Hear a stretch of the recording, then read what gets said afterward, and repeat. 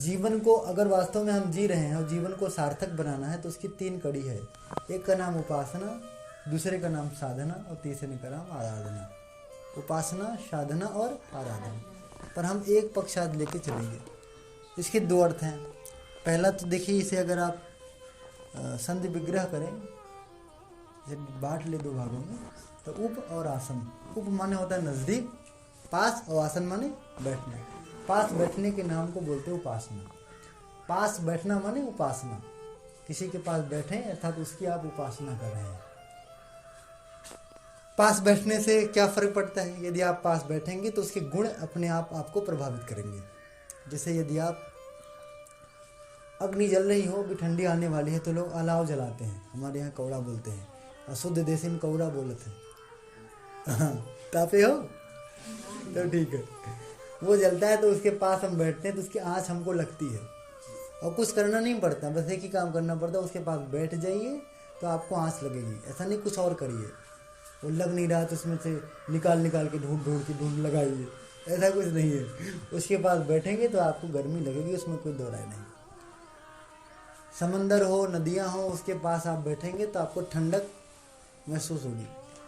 बर्फ़ का शिला रखा हो, बर्फ़ के हिमालय हो, है ना, बर्फ़ की चोटियाँ हो, वहाँ आप चले जाइए। वहाँ आप जैसे बैठेंगे, उसके पास जैसे जाएंगे, तो निश्चित रूप से उसकी जो ठंडक होगी वो हमको लगेगी। धूप में अगर आप बैठ जाइए बाहर तो हमको जो है धूप लगेगा। प्रकाश में बैठिए, प्रकाश जिसके पास जहाँ बैठेंगे वो हमको प्रभावित करेगा। तो पास बैठने का नाम उपासना, ठीक है। अब आप जिन किताबों के पास बैठेंगे वो आपको प्रभावित करेगा। आप कौन कौन सी किताब पढ़ते हैं? चुटकुल्ले किताब आप अगर पढ़ते होंगे तो अभी यहाँ बैठे हैं और देखते देखते बीचों में जो है किसी का 4 कोने का मुंह बन गया। क्यों? वो चुटकुल्ले याद गया और क्या, वो याद आ गई इसलिए मुंह बन गया। कॉमेडी सुनते हो आप? मोबाइल में आप कॉमेडी देखते हो, कॉमेडी बराबर सुनते हो और देखते हो, अभी यहीं याद आ जाएगा तो आपको हंसी आ जाएगी। उसके पास बैठे हो आपको प्रभावित करता रहेगा। जब आप देख रहे थे तब भी प्रभावित कर रहा था, अभी नहीं देख रहे तो याद आती है तब भी प्रभावित करता हो, करेगा, उसमें कोई दो राय नहीं। देवा सर का लेक्चर सुनते हो ना, सुन तो लिए। देवा सर जहाँ भी याद आ जाएंगे, वहाँ जो आप काम करते होंगे वहाँ आपके दिमाग में बचे, जैसा देवा सर ने ये करने के लिए कहा था, वहाँ भी हम आपको प्रभावित करते रहेंगे। यहाँ तो आपके पास प्रभाव वही है, जहाँ भी जाएंगे वहाँ आपका प्रभाव रहेगा। जिन किताबों को पढ़ेंगे, जिन लोगों के साथ बैठेंगे उठेंगे, जैसा उनका व्यक्तित्व होगा, ठीक है, जैसी विचारधारा होगी, निश्चित रूप से वो हमको प्रभावित करेगी, ठीक है। इसका उपासना का मतलब किसी के पास बैठना और प्रभाव को ले लेना, है ना। किसी के पास बैठना और उसके प्रभाव में आ जाना, उसी का नाम उपासना का पहला अर्थ। दूसरा अर्थ है उपासना का मतलब उसकी तरफ बन जाना। जिसकी हम उपासना करते हैं उसी की तरफ बन जाना। बहुत सारे लोग इसमें बैठे होंगे, अक्सर ज़्यादातर लोग जो है हनुमान जी के उपासक होते हैं। हमारे यहाँ इस क्षेत्र में ये कॉमन बात है, हनुमान जी के उपासक। और किसी के भी उपासक होंगे तब भी हनुमान जी के उपासक होंगे। या हनुमान जी के उपासक ज़्यादा मिलेंगे आपको, और दुर्गा जी के उपासक मिलेंगे, लक्ष्मी जी के उपासक मिलेंगे, बहुत सारे है कि नहीं उपासना करने वाले। देखिए ऐसा है, पहले तो हम जिनकी उपासना करें, जिनके पास बैठें, उनके बारे में हम जान लें, ठीक है, उनके बारे में हम सोच लें और समझ लें, और फिर उन्हीं की तरफ बढ़ना, उसी का नाम उपासना।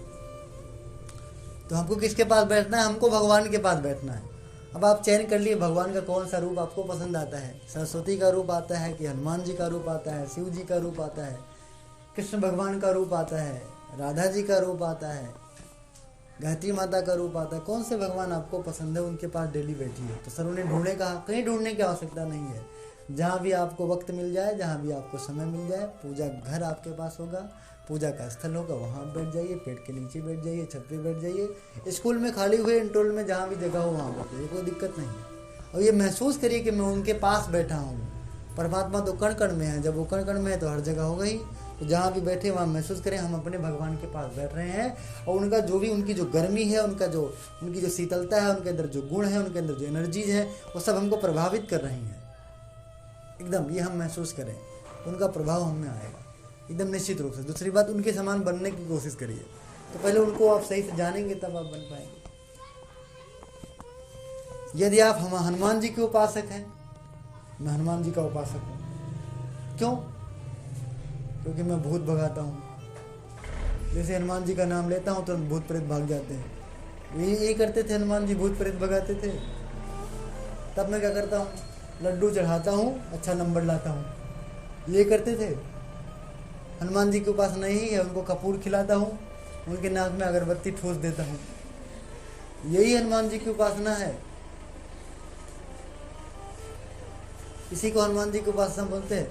अरे हनुमान जी को जानो कि हनुमान जी के अंदर गुण क्या था, उनकी तरह बनने की कोशिश करो तो आपको पता पड़ेगा। आपने अगर हनुमान चालीसा पढ़ा होगा तो लिखा है पहले ही, जय हनुमान ज्ञान गुण सागर।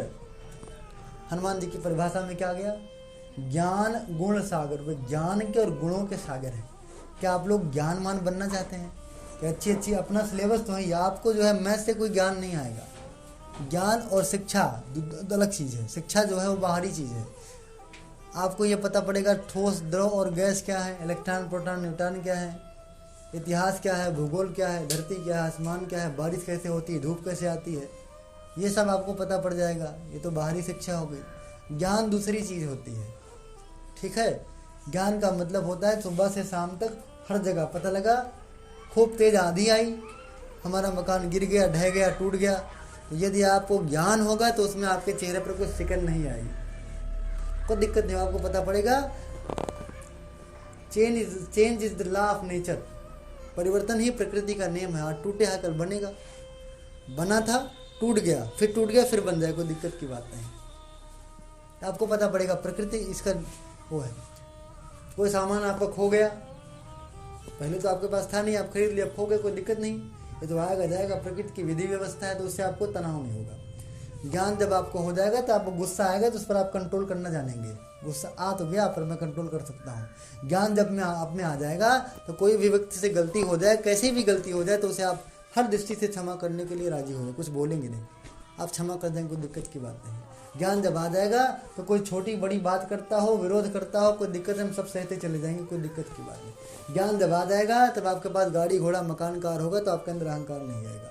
ज्ञान दूसरी वस्तु का नाम है। ज्ञान भीतरी गुणों का नाम है। ज्ञान जो है जीवन जीने की कला का नाम है। ज्ञान दूसरी चीज़ है। हनुमान जी की यदि आप उपासक हैं तो क्या आपके अंदर ज्ञान गुण के सागर हैं?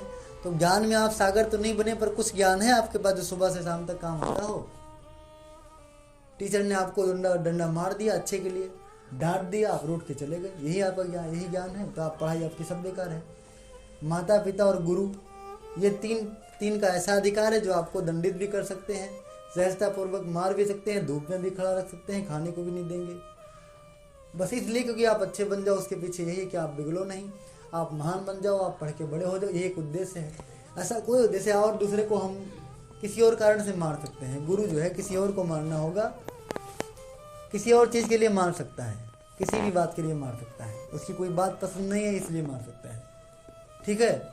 इसलिए भी हमें किसी को मारना होगा, हो सकता है इसलिए मार दे, हमसे वो आगे जा रहा है, भला दोनों लोग रेस में चल रहे हैं, अब हमें आगे जाए, 2 थप्पड़ों से मार दिए ताकि वो पीछे हो जाए, इसलिए मार दिए। और जब माँ बाप आपको मारेंगे तो ऐसा नहीं करेंगे, बस एक ही बात है कि आपको आगे देखना चाहते इसलिए आपको मारते पीटते ताकि आप आगे बढ़ो। और जब आप माता पिता की डांट आप सुन लिए तो रात को फांसी झूल गए, सवेरे पंखे में झूला झूले हैं, है ना, एम्बुलेंस बुलाना पड़ रहा है आपको, किस लिए? पिता ने डांट दिया। अरे शरीर तो उनने पैदा किया है, तो वो डांट सकते हैं, मार सकते हैं, क्यों नहीं कर सकते? हमारे पास ज्ञान होगा तब हम समझेंगे कि हमें बोझ कर शर्म है। राम जी तो राजा दशरथ के पुत्र थे, राजकुमार थे, उनके पास नौकर चाकर रुपया पैसा खजाने कुछ कमी तो थी नहीं, ज्ञान देने वाले भी वहाँ थे। अरे वहाँ गुरु वशिष्ठ भी वहीं थे, शायद संभवतः सबके सब वहीं थे। उनके पिता भी पर्याप्त विद्वान थे, माँ भी विद्वान थी, वो पढ़ा देते, कोई भी बाहर क्यों जाते। पर कष्ट सहने पर कुछ आता है। और कैसा पढ़ने के लिए गए आप जरा देखिए, आपको भेजे तो आप पहले गए, सारा जो कुछ बाल है उसी खाल यहाँ उतार की टक, तब टकला किए, चुरकी बची, बाकी सब गायब। ये पैंट और शर्ट जो पहने हो निकालो, यहाँ क्या पहनो होती, भगवा पहन लो, लपेट लो, जनेऊ पहन लो, कपड़े एक कपड़ा, जूता चप्पल यही निकाल दो, नंगे पाँव चलो। इतना तो कष्ट पहले मिल गया। जो बच्चा हमेशा गोदी में खेला हो, हज़ारों लोग लाड प्यार देने वाले हों, राम राम कहने वाले हों, सब इतना सुकुमार लड़का है ना, इतना कोमल बालक, उसका सब छीन लिया गया, माँ से भी वंचित कर दिया गया। और फिर वहाँ गए तो वहाँ जो है सिनेमा हॉल में उनको नहीं बैठाया गया, लकड़ी काट के लाओ, पेड़ पे जाओ चढ़ के लकड़ी काट के लाओ, खेत जोतो, सींचो, अनाज बो, उसे काटो, काट करके लाओ, अनाज की तैयारी करो, फिर खाना पकाओ, गुरु को भी दो, पहले उसे खिलाओ तब खाओ, साफ सफाई करो, कपड़े अपने भी धो, गुरु के धो लो। यही नहीं, और 2 काम करो, जितने भी कष्ट हैं वहाँ सब वर्ण करना पड़ेगा। शाम का समय हो जाए सेवा करके सो, दोनों पाँव दबाओ तो टूट ही जाए। ये अर्जुन रहते हैं ना तो जबरदस्ती दबाते, बिना पाँव दबाए सोते नहीं, हमारे पास रहते। कल 2 लोग दबा रहे, 2 लोग थे तो दोनों लोग दबा रहे थे। ये ऐसा क्यों किया? क्या कमी पड़ गई थी उनको? कमी कोई नहीं पड़ गई थी। इसी कष्ट पर इसी जो है संघर्ष पर तब अच्छा ज्ञान आता है। यही नहीं है, गुरु आग में भी ढकेल देता है। छोटी सी उम्र सी, 12-14 साल 16 साल के रहे होंगे, चले आए फिर दशरथ जी के पास, कहा अपने पुत्र को हमें दे दो। किस लिए दे दे? बहुत सारे राक्षस उतापाती हैं और ऋषियों को, संतों को, सज्जनों को जीने नहीं देते, परेशान करके रख देते हैं। तो उनसे लड़ाई करना है, इन बच्चों को लड़ना है राक्षसों से। ये राजकुमार, पिता ने भी कह दिया गुरु का आदेश लेके जाइए, कोई दिक्कत नहीं, मरेगा तो मर जाने दीजिए। और बच्चे भी ने कह दिया, गुरुदेव ने कहा है ना तो हम लड़ेंगे, जिएंगे मरेंगे कोई फर्क नहीं पड़ता है। उनने कह दिया तो हम चल पड़ेंगे, कोई दिक्कत नहीं। आगे वो सीधे सीधे खड़े हो गए और राक्षसों से लड़ाई नहीं, संहार कर दिया उनका सीधा सीधा। तो देखिए कितना संघर्ष करवाया, कितना काम करवाया, कितनी कठिनाइयों से उनको जूझने पर मजबूर किया और अंत में उनको राक्षसों से भी लड़ने के लिए ये कौशल सिखा दिया। और ये बचपन में उनको शिक्षा ना दी होती तो रावण से वो लड़ पाते? मुछिया हिला दिए तो लौट जाते, ऐसा रावण है। क्या रहे, कोमल व्यक्ति लड़ पाता है? अरे उनको बहुत पहले से ही ट्रेनिंग दी गई थी राक्षसों से लड़ने की। ऐसा नहीं कि वो भगवान थे तो ऐसे भगवान थे तो उनको जो है बिचौए में शक्ति आ गई। बीच में आपको यह पता पड़ेगा, बचपन से लेकर के एक कष्ट उन्हें गुरु ने दिया, राक्षसों से लड़वाया, बहुत बहुत संघर्ष करवाया, उसके बाद तब उनका गुण विकसित हुआ। तभी भी लड़ाई की योजना परमात्मा ने बनने नहीं दिया, उनके गुरुओं ने लड़ाई का मुहूर्त नहीं उदय होने दिया, उस पर भी स्टे लगा के रखा, अभी लड़ाई नहीं होगी, अभी कुछ कमी रह गई है। उस कमी को पूरा करने के लिए 2 घटनाएं और घट गई है। पहला तो ये 14 साल का वन, आपको पता है 14 साल बन जाते और जैसे ही वन में घुसे थे 3 दिन होता तो रावण से युद्ध चालू हो जाता, लड़ लेते, नहीं कच्चे थे वो, इसीलिए उनको 14 साल के वन में 14 साल 13 साल 6 महीने नचाया गया। आपको पता है 13 साल 6 महीने केवल, या मान के चलिए 12 साल से ज़्यादा जंगल में दर दर की ठोकरें खाए सीता, ठीक है। उसके बाद तब सीता का अपहरण हुआ, तब उनमें वो सामर्थ्य पैदा हो गया। तो 12 साल तक वन में घूमे तो पैर हाथ सब मजबूत हो गए, तीर चलाया, शिकार किया और तमाम बातें करी तो उस लायक बन गए। तब वो मुहूर्त पैदा कर दिया रावण से युद्ध का, उस योग्य बन के अब चले लड़ाई, है कि नहीं? तब रावण का संहार कर पाए। ऐसे थोड़ा है कि बीच में शक्ति आ गई, नहीं। उस 14 साल के वन में उन्होंने दर की ठोकर खाई, बहुत सारे कष्ट सहे, तो उनको जो है चींटी से लेकर के प्रत्येक प्राणियों का दर्द पता हुआ, कितने कष्ट में गुजर रहे हैं, ये दर्द पता हुआ। संघर्ष किया तो शरीर मजबूत हो गया। उसके बाद वो तमाम सारे सैकड़ों ऋषियों से मिले, सैकड़ों शक्तिशाली ऋषियों से मिले, योगियों से मिले, उनने सब ने अपनी अपनी शक्ति दी, अपना अपना अस्त्र जो भी था सब कुछ एक एक करके दे दिया। और बहुत लंबी तैयारी के बाद तब रावण का मुहूर्त लड़ने का आया, तो रावण से लड़ाई करी भगवान राम ने और अंत में उनका संहार कर दिया। ठीक है, सामान्य बात नहीं, आदमी को कष्ट देना पड़ता है। तो क्या कह रहा था? ज्ञान। ज्ञान किसे कहते हैं? इसी को ज्ञान कहते हैं। आप संघर्षों से गुजरिए, आप गुरु का कहना मानिए, माता पिता का कहना मानिए आप, और सुबह से शाम तक जो कुछ परेशानियां आता है उसको आप सहना सीखिए। आप अंदर का बाहर का जहाँ का वेग हो उसे आप सहिए, तभी आपको पता पड़ेगा कि आप असली ज्ञान प्राप्त किए कि नहीं किए। ज्ञान अनुभव को कहते हैं। तो क्या आप हनुमान जी के उपासक हैं तो आपके अंदर ज्ञान आया? फिर हनुमान जी गुणों के सागर थे, गुणों के सागर थे। कैसा कैसा गुण था, कितना महान गुण उनके अंदर था, आप कल्पना करके देखिए। गुण नंबर 1 कि एक त्रिलोकपति, त्रिलोक स्वामी है ना, सुप्रीम पावर भगवान राम। और दूसरा भगोड़ा, कौन सा भगोड़ा? सुग्रीव। भगोड़ा माने घर बार छोड़ के भाग गया था। और बंदर, तीनों लोगों का स्वामी जो है उससे एक बंदर की मित्रता करवा दे, ये छोटे मोटे गुण का काम है? कोई अभी आप लोग चंगू मंगू यहाँ बैठे हैं, अब आपकी मित्रता कोई डीएम से करवा दे तो जो डीएम से मित्रता करवाएगा वो हल्का आदमी होगा? वो बहुत गुणवान व्यक्ति होगा। तो पहला तो गुण यही शुरू हो जाता है। क्योंकि हनुमान जी, अभी रामायण को पूरा पिक्चर मान लीजिए, तो हनुमान जी की जैसे एंट्री होती है यही से एंट्री होती है उनकी, यही खोजे जाते हैं वो मित्रता करवाने के लिए। तो पहला गुण तो ये कि मित्रता। और हमारे अंदर क्या गुण है? दो का अच्छा भला पटता हो तो गलत नहीं पटेगा अगर हम चले जाए तो हमारे अंदर ऐसा गुण है। बताइए, अच्छा भला जी खा रहा हो तो तब हम बेकार कर दो, हमारे अंदर ऐसा गुण है। हनुमान जी के अंदर प्राथमिक गुण क्या है? क्या पहला गुण हमने बताया, जहाँ से एंट्री होती है मित्रता करवा देने की गुणवत्ता। ये बड़ी बात है कि नहीं? यहाँ आप पढ़ने आए हो, हमसे नहीं पढ़े हो, है कि नहीं? अब जिनने भी हमसे मुलाकात करवाई हो या जैसे भी करके संबंध बना हो तो उसमें वो सहज रहा होगा। अक्सर लोग तो यही मिलेंगे, कहाँ जाते हो? देवा सर जी के यहाँ जाओ, अगरबत्ती सुलगाओ, गायत्री माता के भक्त बनो। इतने बड़े व्यक्तित्व से आपको जोड़ने के लिए लोग के अंदर कला नहीं है, आपको भगा देने वाली कला सबके पास, तमाम बात बोल देंगे जो आपको याद रहेंगे तो बहुत दिन पर भी पता पड़ेगा। देवा सर जो बोलते हैं बड़ी ठीक बात बोलते हैं, पता नहीं लोग क्या बोलते हैं, उनको समझ में नहीं आता। तो जो जोड़ा होगा कमाल का आदमी होगा। तो बड़े व्यक्ति से बाकी तो शाम काम आप करें, आप मेहनत करेंगे वो कुछ देगा, वो तो बात की बात है, पर पहले जोड़ने की बात तो है। कोई जोड़े तो उससे जोड़ने के लिए बड़ी शक्ति आती है। कल्पना करके देखिए, जोड़ना सहज बात होता है। हम आपको गायत्री माता से, गुरुदेव से जोड़ते हैं, उसके लिए प्रारब्ध भी भोगने पड़ते हैं, कष्ट भी सहने पड़ते हैं। आप जुड़ जाए तो शेष बात वो करेंगे, पर जुड़ तो जाए। जुड़ने में बड़ा कष्ट होता होगा। हनुमान जी को देखो कितना कष्ट सहा होगा। हनुमान जी को मजबूर होकर के शरीर को बदल करके साधु भी बनना पड़ा। क्या क्या किए, वेश भी बदले, क्यों? बस जुड़ जाए कैसे करके।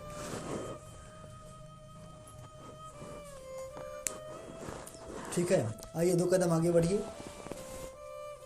हनुमान जी की जब आप बात करें तो पूरे रामायण में सबसे अधिक समर्पण किसी के बात हो, जो भगवान के सहारे सब कुछ छोड़ दिया हो, उसका नाम हनुमान जी। राम जी के सहारे, उन्हें राम जी से कुछ मांगा नहीं। सुग्रीव जैसे जुड़े तैसे ही मांग हो गया। हमारी पत्नी चली गई है, ले लिया। कौन ले लिया? बड़का भाई। अरे कैसा बड़का भाई है? पत्नी लेके चला गया, राजवाज सब ले लिया। मांगा, ये महाराज छुड़वा दो तो हम सीता की मदद करने में कुछ करें। अच्छा, कहा चलो ठीक है। राम जी ने वो भी किया, संहार किया। हनुमान जी ने कोई डिमांड नहीं रखा। बाद में यही कह दिए होते, आप राजा बन गए सुग्रीव महाराज, और इन्होंने हल कराया, और हमको भी एक आध पार्ट दे दीजिए जिसमें 2-3 कमल रहे। कुछ कहा नहीं, उनने कुछ नहीं मांगा। सुग्रीव ने मांगा, सुग्रीव ने कुछ लिया, हनुमान जी ने कुछ लिया नहीं। बड़ी विशेष क्वालिटी है। हनुमान जी ने जिंदगी में अपना कोई काम नहीं किया, क्यों? राम काज किया, भगवान का काम किया। सीता चली गई थी, उनको लाना था, ठीक है, राम जी की आज्ञा पर चले गए। सीता जी का पूरा पूरा पता लगाया। उनके अंदर कितना महान गुण रहा होगा, कितना महान गुण रहा होगा, कितना बल था उनके अंदर। इतना अपने शरीर को विशाल कर सकते थे, लड़ सकते थे। राम जी पीछे लगे हुए तो कुछ भी कर सकते थे। राम जी ने कहा था तुम सीता का पता लगा करके आना। अब देखिए, रावण की एंट्री होती है सीधा सीधा पहली बार सीता जी के पास, और ऊपर हनुमान जी बैठे हैं, वो रो रहे हैं, वो डांट रहा है, वो रो रहे हैं। आप कल्पना करके देखिए, हनुमान जी के पास इतनी शक्ति थी, बस जुड़ते जैसे सीता को वो डांट वाट रहे थे तो वो मुड़वे कूद पड़ते, बराबर नोच लेते पर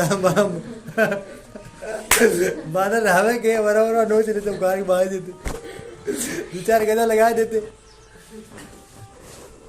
आपके अंदर शक्ति हो, आपके अंदर शक्ति है लड़ने की, भले वो हार जाते रावण से, पर लड़ने की शक्ति थी। पूरा दिनों दिन उनसे लड़ते रहते, ऐसे आसानी से हार भी नहीं जाते। पर कमाल का उनके अंदर गुण था कि गुरु हमारे राम जी ने ये कहा है, केवल तुम सीता का पता लगा के आना है, फालतू काम मत करना। तो लड़े नहीं वो रोते गए पर सहते गए। हम आप तो आवेश में आ जाएंगे। गुरु ने कहा तुम आ जाओ, देखो झगड़े में क्या हो रहा है, देख कर क्या मुझे बताओ। अब आप भी आ गए, वहां झगड़ा हो ही रहा था, पता लगा आधा घंटा इंतजार करते हो गया, आए ही नहीं आप। देखा तो आप नीचे हो, वो ऊपर है। गजब हो गया, आप खुद लड़ने चले गए, कहा था पता लगाओ, जो समय बिगाड़ दिया, गड़बड़ कर दी। कहा गए कितना महान गुण रहा होगा, कितना गुण रहा होगा पेशेंस इनके पास। विभीषण के पास जब वो चले गए तो उनको राम का पता पाया, पूरी विनम्रता पूर्वक उनसे कैसे बात करनी है ये उनसे बात करा। बाकी सब आप लोग जानते हैं, वाटिका में वो कैसे गए, उधेड़ बुन पूरा करे और उसके बाद चले गए उनके पास। तो वो गुणों के सागर हैं, वो ज्ञान के सागर हैं, गुणों के सागर हैं। ज्ञान की पराकाष्ठा गुण की। हम हनुमान जी के उपासक हैं तो पहले हमें शॉर्ट संक्षेप में ये है, हनुमान जी के उपासक हैं तो पहली बात तो ये क्या राम जी में भक्ति आई। राम माने परमात्मा, जो भी तस्वीर आपको अच्छा लगे सब राम है। राम का अर्थ है जो रमा हुआ हो, रमा माने घुला हुआ हो, अर्थात जो कण कण में रमा है उसी को राम बोलते हैं। राम का मतलब तीर धनुष और जटा वाला नहीं, जनेऊ वाला नहीं, धोती वाला नहीं, इससे नहीं। राम का मतलब है जो कण कण में रमा हुआ है उसी को राम बोलते हैं, है ना। अब आपके कृष्ण भगवान भी अगर कण कण में घुले हैं तो उनको भी राम बोलेंगे। दुर्गा जी अगर आपके कण कण में घुली हैं तो उनको भी राम बोलेंगे। जो जो कण कण में घुला हो उसको ही राम बोलते हैं। तस्वीर आपकी मर्जी, आप सेलेक्ट कर लो, नाम आपका मर्जी चेंज कर लो, है सब राम ही। जो परमात्मा है वो राम ही है, वो कण कण में घुला हुआ है, उसमें अथाह सामर्थ्य है।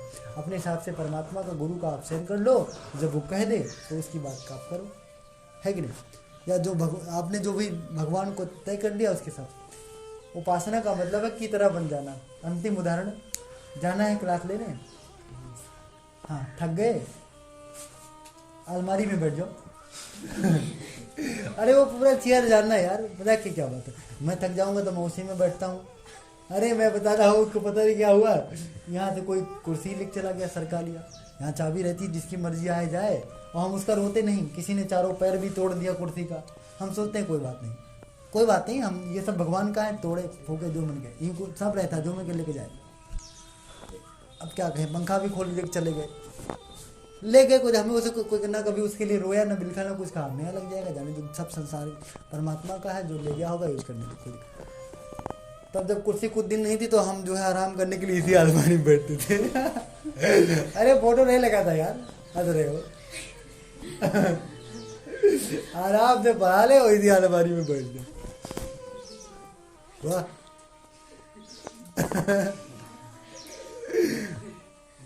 अब इसी में हम चार ठीक घोड़ा रख देंगे, लगा दें, ये बढ़िया सिंहासन नहीं लगता है, अजीब आदमी हो। तो मैं कह रहा था कि जो है अलमारी में बैठ जाओ, याद दिलाया। अब हम शिव जी के भक्त बनना चाहते हैं, शिव जी के उपासक का जो है, मैं तो शिव का उपासक हूँ। काहे? उन्होंने जहर पिया था और मैं गोला खाता हूँ। अच्छा, बड़े वाले भोला बाबा हो गया। उन्होंने जहर पिया था, मैं गोला खाता हूँ। वो पिए थे इसलिए मैं पीता भी। गजब हो गया। ये आपके बात। अरे शिव जी की तरह बनो ना। शिव जी को जो पहले से ही देखोगे तो पता पड़ेगा, शिव जी ऐसे व्यक्तित्व में से हैं जिन्होंने कम से कम में गुजारा करना सीखा। एक छाल पहनते हैं, लज्जा ढकी रहे, बस एक पहनते। हमको तो ऐसा करने की जरूरत नहीं है, लेकिन हम ये जरूर कर सकते हैं, अगर हम शिव जी की भक्ति करते हैं तो शिव जी हिमालय पे इतने ठंडी में, बर्फ में वो तब जो है कांपते रहते हैं, तब भी एक कपड़ा पहने रहते हैं। और हम आप क्या है, हर दिवाली, हर होली, हर बर्थडे एक नया चाहिए।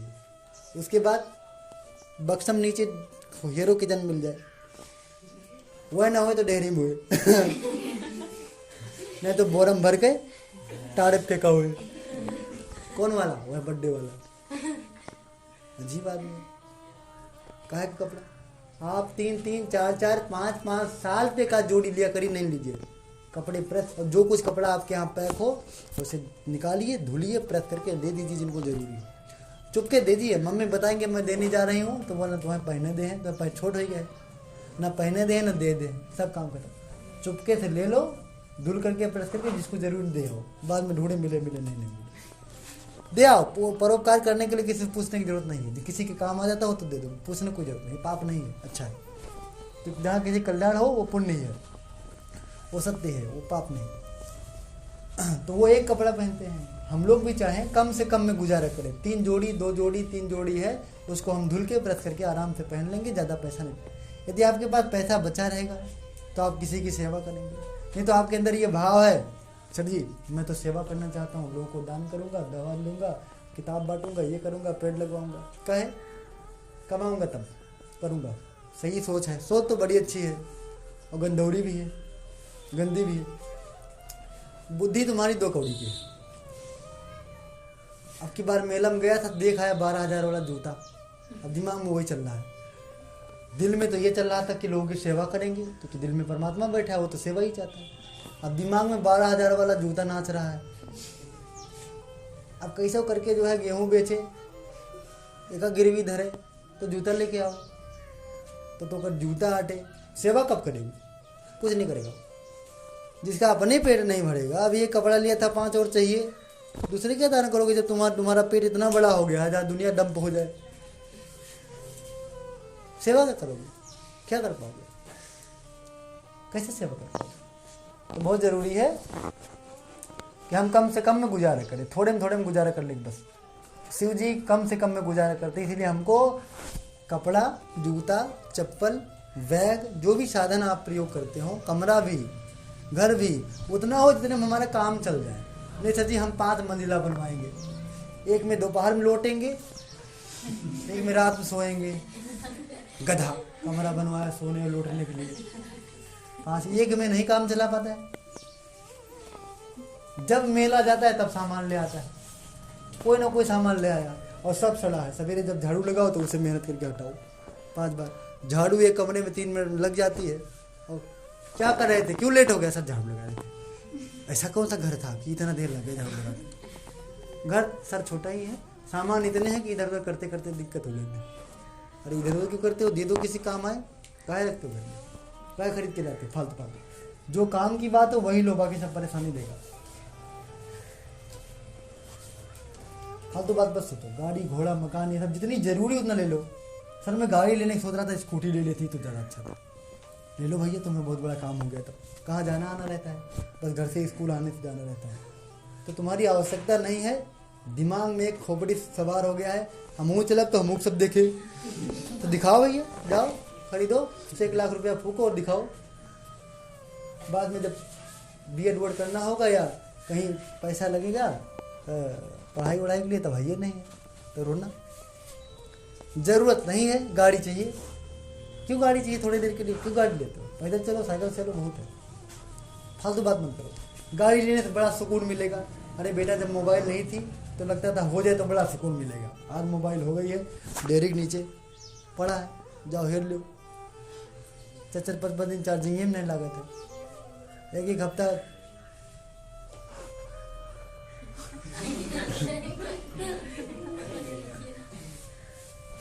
ठीक है। तो मैं ये कह रहा था कि हमको कम से कम में गुजारा करना चाहिए। और ये मत सोचो कि कोई मकान बनवा लेने से, मोबाइल ले लेने से, गाड़ी और स्कूटी ले लेने से, नौकरी पा जाने से हम खूब आनंदित हो जाएंगे। ऐसा किसी के साथ हुआ नहीं है। मानसिक भ्रम भले है। जो लोग स्कूटी से और गाड़ी से चलते हो, बढ़िया कपड़ा पहनते हो, ये वो बढ़िया मोबाइल लेके चलते हो, देखने में वो कुछ भी हाँकते हो, एक बार सामने देखा 5 बार शीशा देख रहा है, मैं कैसा लग रहा हूँ। ऐसे लोग करते हैं। उनके साथ 1-2 दिन घर पे रह के देखो, दलिया वाला बटुलिया पटक दिए थे, काहे नमक ज़्यादा हो गया ना। वो हरदम दुखी है, मम्मी लड़ लिया, पापा लड़ लिया, ये कर लिया, वो कर लिया। उनकी ज़िंदगी में दुखी दुख दुनिया भर का, कोई सुख नहीं। तो ये सामानों से कोई सुख आते हैं? असली ज्ञान होगा तब सुख आएगा। तो हम शिव जी बनना है तो पहले कम से कम में गुजारा करना सीखे। एक दूसरी बात जो आप कहते हैं कि मैं पी और खा लेता हूँ वो भी अपनी जगह ठीक है, पर क्या पिए क्या खाए ये भी जानो, ये जानो। स्वास्थ्यवर्धक चीज खाते हैं वहाँ, हिमालय में रहते हैं, कंदमूल मिलता है। ठीक बोला? हाँ, एक बार मूल कंद कह दिया तुम भूल के, वो मूल कंद हो गया, कंदमूल वही खा के रहते हैं। कम से कम स्वास्थ्य के लिए आप खाइए। उन्होंने जो जहर पिया था, जब समंदर का मंथन हुआ तब 14 रत्न निकले, उसमें पहले जहर निकल गया। तो कोई दुनिया स्वार्थी। अब जहर कौन पिए? जहर देख के सब भागे, और भागे कितना? 2 लट्ठा दूर रहे, भागे इतना है कि उसी में हम हलाहल ना हो जाए, उतना भाग के दूर खड़े हो गए। जैसे ये हटे पट पे ले बाद वाला उसमें 14 रत्न निकले थे, उसमें अमृत भी था, कामधेनु भी थी, और सारी चीजें थी। तो उतने दूर खड़े थे कि जहर कोई ले तो ऐसे हम उस पर टूट पड़े। अक्सर लोग होते परेशानी हट जाए, जैसे जहाँ कठिन बात है वहाँ। आप समझिए, तो शिव जी ने देखा कि हलाल तो कोई पी नहीं रहा, उन्होंने कहा जहर मैं ले लेता हूँ, बाकी शेष चीज़ों के लिए। जहर को कंठ में धारण कर लिया, हो बहुत कष्ट में रहे लंबे समय तक, बहुत दिक्कत उनको हुई, तब दिक्कत सह करके भी लोगों को दे दी। हम आपको भी ऐसा करना चाहिए, जहाँ कठिनाई है, पता है पत्थर उठाना है तो ये जहर ही है हमारे लिए। कोई कार्यक्रम हो तो पत्थर उठाना है, और सब लोग तो पत्थर देखे तो भाग एक लट्ठा खड़े हो गए। अब कोई पत्थर उठाए तो हम पटते पहले हम ही बैठ जाए खाने, हमको ज़्यादा भूख लगी। अब पत्थर कौन उठाए? पत्थर शिव जी उठाएंगे, और शिव जी चुक गए तो कृष्ण भगवान उठाएंगे। और राजस्व यज्ञ हो रहा था तो काम बट रहा था, है ना? काम में क्या बट रहा था? तुम मेहमानों को देखना, तुम उनको पानी पिलाना, तुमको रसगुल्ला खिलाना, तुमको ये करना वो करना, सब अपना अपना काम ले रहे थे। कृष्ण भगवान राजा थे, उन्होंने कहा आप क्या करेंगे प्रभु? का सब कोई काम बढ़ गया, जो बचा हमको दे दीजिए, पत्थर उठाने को बचा हम ले लेते। उनने पत्थर उठाया, पत्थर भगवान उठाता है, जहर भगवान पीता है। हमको भी उसकी तरह बनना चाहिए। जहाँ कष्ट की बारी आए, जहाँ तकलीफ की बारी आए, जहाँ खूब संघर्ष करने की बारी आए, वहाँ हम रहेंगे। और जहाँ आनंद की बारी आए, 24 घंटा मेहनत करके कमाना हो तो अकेले डर के हम कमाते रहेंगे, और जब आ जाएगा रुपया पैसा तो बांट देंगे, सब लोग खाएं। उसका नाम है शिव। क्या ये सहाया? और सबसे बड़ा गुण यह है, हम तो कहते हैं यहाँ तो कितने लोग बैठे होंगे, मैं सर पाड़े हूँ। अच्छा, तो आड़े रहो, यहाँ क्यों आ गए? मैं शुक्ला हूँ, मैं कुछ नहीं बोलूँ नहीं गए। मैं वर्मा हूँ, ब्रह्मा हूँ, मैं विश्वकर्मा हूँ, मैं ये हूँ, मैं हिंदू, मैं मुस्लिम, तमाम जाति भेद है। भगवान भोले के नाथ के यहाँ उनकी बारात चलती है या सभा लगती है तो चींटी, कीड़े मकोड़े, पशु पक्षी, गरुड़ और पता नहीं क्या क्या पहुँच जाते हैं। छोड़ो, भूत पिशाच भी उनके यहाँ लगे रहते हैं लाइन पे, राक्षस लेकर के, और ब्रह्मा विष्णु महेश देवता तक भी उनके यहाँ रहते हैं। किसी के लिए कोई भेद नहीं। रावण ने लंबे समय तक तपस्या करी, सारा वरदान उसको दे दिया। राम जी ने तपस्या करी, उनको भी दे दिया। उनके यहाँ कोई भेद नहीं, राक्षसों से राम को कोई फर्क नहीं पड़ता है। हमारे तो बड़ी जाति की बात है, सर इस कोचिंग में हम नहीं आएंगे पढ़ने। क्यों? अब न कहो हमसे क्योंकि वो पढ़ते हैं, पता नहीं किस जाति वाले हैं, फालतू आदमी है। चमड़ी एक है, रक्त एक है, खाना एक है, बाजार एक है, धरती एक है, वायु एक है, प्राण एक है, सब एक ही एक है। तुम भेद क्यों पैदा करते हो? क्योंकि सर जी वो लगाते हैं गौतम, तो लाओ मैं काट करके पानी लगा देता हूँ, दिक्कत नहीं। ठीक है, इसी से दिक्कत लगा देता हूँ। आधार कार्डों में चलो हम लड़ भिड़ के आधार कार्ड में ठीक कर देंगे, बस इतनी दिक्कत थी, ठीक करो। गुड़ तो ठीक है, ईमानदार है, मांस नहीं खाता, मदिरा नहीं पीता। जिस कोचिंग में आप पढ़ते हो, जो ज्ञान आप पाते हुए वो भी पाता है, जिस पर बाप बैठते हो वो भी। जिस दिन आप मरने लगोगे, एक बोतल का खून चाहिए, वो हिलाओ दे दो गुरुजी के, हम बच जाएंगे।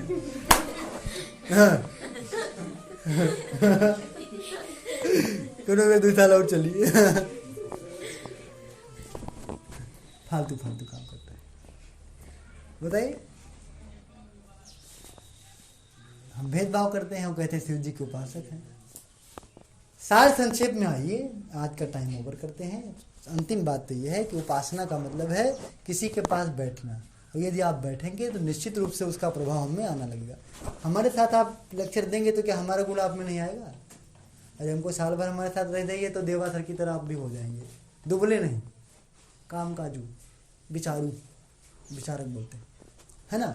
आपका बुद्धि, विवेक, विचार, कर्म ऐसा हो जाएगा जैसे देवासर का है, बहुत कुछ तैली खाने लगेगा। ठीक है, तो हम लोग जो है उपासना करें। अब क्या करें, आप जिसके समान, जिसको भी भगवान मानते हो उसकी तरह बनिए। आप कहीं कह दीजिए मैं देवासर का स्टूडेंट हूँ, मैं तो गालियाँ दूंगा आपको, पूरा 50-60 दे दूंगा। मेरा नाम बदनाम क्यों करते हो? मेरी तरफ कुछ काम करते हो? बिल्कुल नहीं करते, तो काहे मेरा नाम बदनाम कर, काहे कहते हो देवासर का स्टूडेंट हूँ? कह दो देवासर एक दुकानदार थे, मैं 200 रुपये ले गया था और ले आया। अब दुकानदार के पास जाते हैं तो दुकानदार का सामान लेके चले आते हैं, उसकी तरह बनने क्या गरज है हमें, क्यों उसकी तरह हम बनेंगे, वो होगा जैसा होगा। यही बात यहाँ भी करते हो, जो मिल गया लेके चले गए, उनकी तरह बनना नहीं। देवासर का जीवन जैसे वैसे आप जीना सीखिए, गुरुदेव का जीवन जैसे वैसे जीना सीखिए।